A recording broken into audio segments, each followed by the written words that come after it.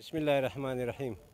زما نوم د حاجي عبدالشکور په شنه ونه کې اوسېږم او د دې کیم مشریم دې خلکو ماته را په غاړه کړې ده. خو زه د ننه پورې د دغه جنجال نه خبر نه وم چې دلته په دغه ځای کې به د کورونو باندې جنجال ده.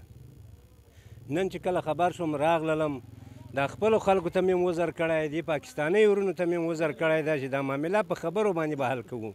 کینې چې په معامله په خبرو سره حل کړو، دا په جګړو په دې شیان باندې نه کېږي.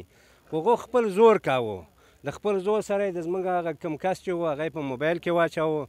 دا خلک ورته ودرېدل، زنانه یې چغېدلې، ماشومان یې چغېدل، ونې پرې ورخطا کړې وې. ماشومان اوس هم زخمیان دي، ورشئ ویې ګورئ، ټول زخمیان دي. دا کمې خبرې چې کوي داسې د تضاد خبرې کوي. پاکستاني زموږ ورونه دي، همیشه د زموږ غم خوړلی ده، همیشه د هغو سره موږ دلته ډېرو رښتې هم ورسره کړي دي.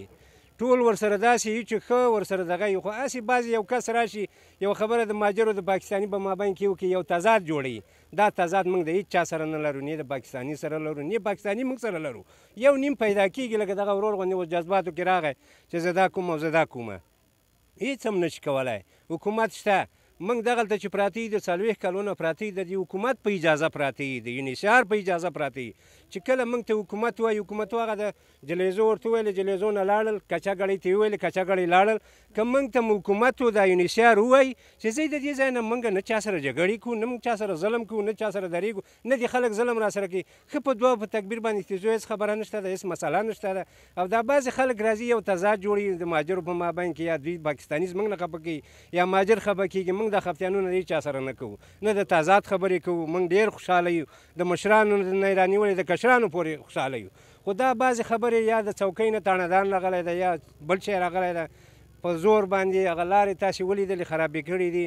کنډکټر یې ورته لګولی ده، هدیرې ته نه شي تللی، خلک خپل مړی ژوندی نه شي کولی، بل شی نه شي کولی. دونه زیاتی خو هم نه ده په کار. اخر پاکستان حکومت خو دې زما پوښتنه وکړي، د پاکستاني دې پوښتنه وکړي، هغه دې راشي دې موقع ته دې ودرېږي.